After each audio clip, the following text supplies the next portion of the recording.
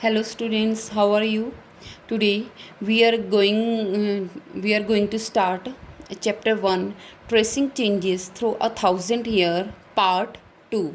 So in our previous video lecture, our last topic was a new social and political group. Clear?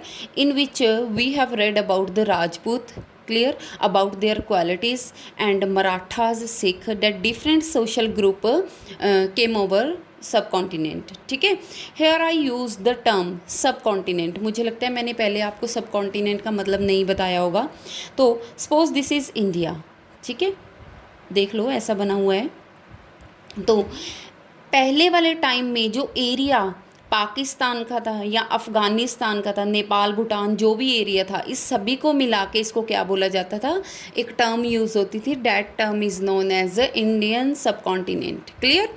तो as you know, our last topic was a new social and political group. So under this we will read today another subtopic. इस topic के अंदर एक topic है that is known as emergence of jatis. तो इसके बारे में पढ़ेंगे. क्लियर? जो जातीज़, आप लोग जो कास्ट की आज के टाइम पे बात करते हो कि मैं ब्राह्मण हूँ, मैं जट हूँ. ठीक है, तो ये जातीज़, ये कास्ट सिस्टम कहाँ से आया है? So we will read about that. Clear?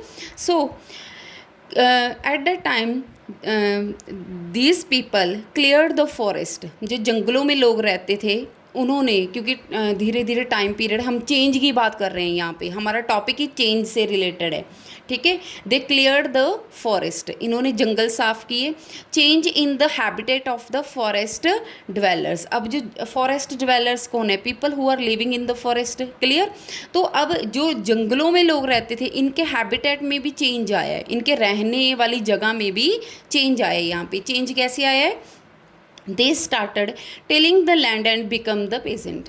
ठीक है, उन्होंने लैंड को क्लियर किया, साफ़ किया, जंगल काटे और वहाँ पे मतलब कोई क्रॉप्स ग्रो करनी शुरू कर दी, और तो वो क्या बन गए? They become a pageants, farmer बन गए यहाँ पे. And influence social and became the part of complex society. Sorry, became the part of complex society.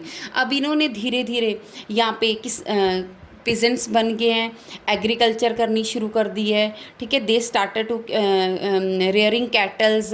ठीक है, अब किसी को यहाँ पे प्रॉफिट हो रहा है, कोई बंदा नीचे जा रहा है, किसी को लॉस हो रहा है. ठीक है, अब सोसाइटी बनती जा रही है इनकी धीरे धीरे. अब ये लोग पहले जंगलों में रहते थे, अब ये खिंड गए, इनकी क्या हो गई है? एक सोसाइटी बनती जा रही है. ठीक है, तो जिसकी वजह से यहाँ पे इकोनॉमिक एंड सोशल डिफरेंसेस आए हैं. ठीक है, अब एक बंदा है जो ज़्यादा हार्ड वर्क करेगा, उसको ज़्यादा प्रॉफिट होएगा, वो ज़्यादा कमाएगा. ठीक है, वो कैटल भी रख रहा है, वो एग्रीकल्चर भी कर रहा है, वो और काम भी कर रहा है, तो उसको क्या होएगा? प्रॉफिट होएगा. और एक बंदा जो कुछ नहीं कर रहा है उस टाइम पे, ठीक है, तो उसको वो किस में जाएगा? लॉस में जाएगा. जिसकी वजह से इकोनॉमिक एंड सोशल डिफरेंसेस यहाँ पे देखने को मिलेंगे. So with more differentiated society people were grouped into jatis और सब कास्ट. अब लोग डिफरेंट डिफरेंट जातीस में बंटना शुरू हो गए हैं. अमीर लोग, पहले बेटा जो जाति सिस्टम होता था, जात बनी थी, that was based on on the basis of a background और occupation. जो बंदा जो काम करता था, सपोज आज कोई लोहार का काम कर रहा है, ठीक है, अगर वो पढ़ लिख के प्रीस्ट बन गया, पुजारी बन गया, तो उसकी जाति भी क्या होती थी? चेंज हो जाती थी. ठीक है, तो उस टाइम पे जो जाति थी वो क्या थी? That was on the basis of occupation. ठीक है, rank was not fixed over there. ठीक है, ये नहीं कि आज कोई पुजारी है तो उसका बेटा पुजारी ही बनेगा उस टाइम पे. अगर वो और कुछ अच्छा कर लेता है तो वो राजा भी बन सकता है, किंग भी बन सकता है. ठीक है, jati formed there on rule and regulation. अब जो जातिस बनी है उस टाइम पे, अलग अलग कास्ट बनी है, ठीक है, they formed there on rule and regulation. इन्होंने अपने रूल एंड रेगुलेशन बनाने शुरू कर दिए to manage the conduct of members. जो और लोग हैं उनके बिहेवियर को मैनेज करने के लिए दे formed on rule and regulation. ठीक है, अब उन्होंने चलाना शुरू कर दिया है.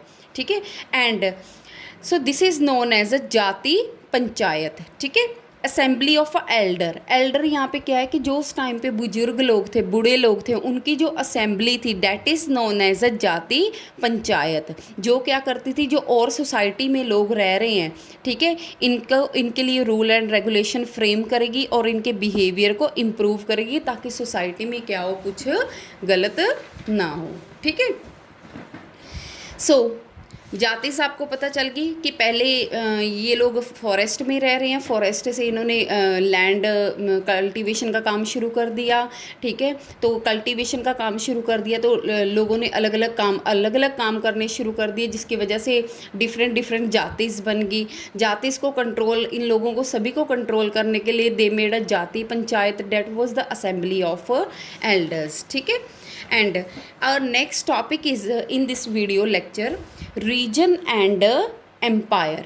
ठीक है, लार्ज स्टेट लाइक चोलाज, ये आप आगे पढ़ोगे, आप अभी कंफ्यूज नहीं होना है कि मैम ने पता नहीं क्या बोल दिया। Cholas, Tughlaq and Mughals encompassed many region, ये बहुत बड़ी बड़ी किंगडम्स हैं। तुगलक हो गए, मुगल्स हो गए, चोलाज हो गए।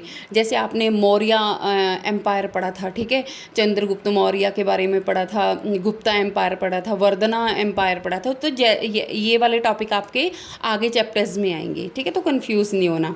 तो यहाँ पे in your book they gave the example of Ghiyasuddin Balban. Ghiyasuddin Balban की एक बंदा था, दैट वाज इन दिल्ली सल्तनत पीरियड, जो आपका 3rd चैप्टर है।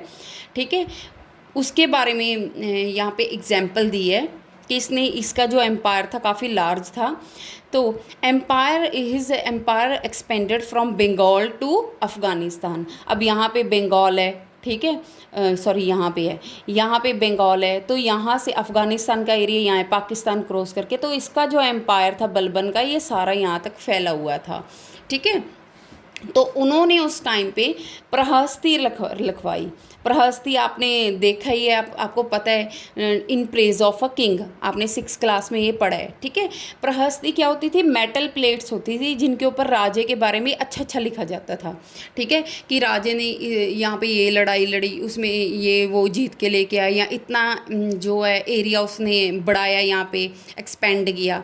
ठीक है, अब हम लोग हैं, हमें तो बुक्स से ही पढ़ के राजा ने अपने बारे में प्रहस्ती लिखवाई, क्योंकि उसको पता था कि जब मैं मर गया तो मेरे बाद में जो लोग पढ़ेंगे वो सच है झूठ है उनको क्या पता भी, उन्होंने तो ये इंस्क्रिप्शन ही पढ़नी है। ठीक है, प्रहस्ती ही पढ़नी है कि मैं कैसा राजा था। ठीक है, तो by 700 there were many kingdom having distinct geographical dimension. ठीक है, तो अलग अलग 700 का जो टाइम पीरियड है, उस टाइम पे अलग अलग किंगडम्स देखोगे आप बनी। Clear, and this area is known as a pan regional empire. जो सारी कंट्री है तो इसको क्या बोला गया, पैन रीजनल एम्पायर। जो उस अलग अलग टाइम पीरियड में मेन किंगडम्स आई हैं वो कौन सी थी, Cholas, Khaljis, Tughlaq and Mughals. These were the very large kingdom at that time. But with the decline of Mughals, there were emergence of a regional state. Pan regional empire क्या है कि इस टाइम के लोगों ने सारे इंडिया के ऊपर, ठीक है, चोलाज हुए हैं तो उन्होंने सारे इंडिया के ऊपर कंट्रोल किया है, मुगल्स हुए हैं उन्होंने सारे इंडिया के ऊपर कंट्रोल किया है। बट जब मुगलों का डिक्लाइन हुआ है यहाँ पे, तो आप देखोगे कि यहाँ पे छोटी छोटी और स्टेट्स बन गई हैं, जो आप मुग़ल एम्पायर में, जो आपका मुग़ल का चैप्टर आएगा उसमें आप चैप्टर 4 में पढ़ोगे। ठीक है, but the year of imperial pan regional rule had altered the character of a regional empire. ठीक है, अब इस टाइम के लोगों ने, जिन्होंने मुग़लों का रूल देखा है, उन्होंने देखा कि मुग़लों ने कैसे सारी इंडिया को कंट्रोल किया, होल कंट्री को, पैन रीजनल एम्पायर को कंट्रोल किया है। मुग़लों के डिक्लाइन के बाद विजयनगर बन गई, ठीक है, और सिख रेज हुए हैं, मराठास रेज हुए हैं। ठीक है, तो अलग अलग जो है किंगडम बनी है।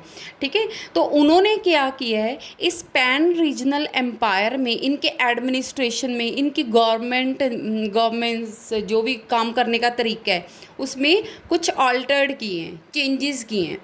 तो वो क्या थी, adoption the style of a governance, पहले तो उन लोगों ने इनके जो गवर्नमेंट चलाने का तरीका था उसको अडॉप्ट किया। The management of economy, allied culture, language was infused in a regional culture. उसके बाद में मैनेज कैसे करनी है, इकोनॉमी कैसे मैनेज की करनी है, वहाँ पे उन्होंने चेंजेस लेके आए या इनको भी फॉलो किया और अपनी भी चेंजेस इंट्रोड्यूस किए हैं। कल्चर, लैंग्वेज में चेंजेस आया है, उनकी लैंग्वेज को भी फॉलो किया है, तो वहाँ से बहुत कुछ सीखा है। ठीक है, आई होप, तो यही यहाँ पे आपका ये टॉपिक ख़त्म होता है। I hope these two topics, emergence of jatis and region and the empire are clear to you. Thank you. Have a nice day.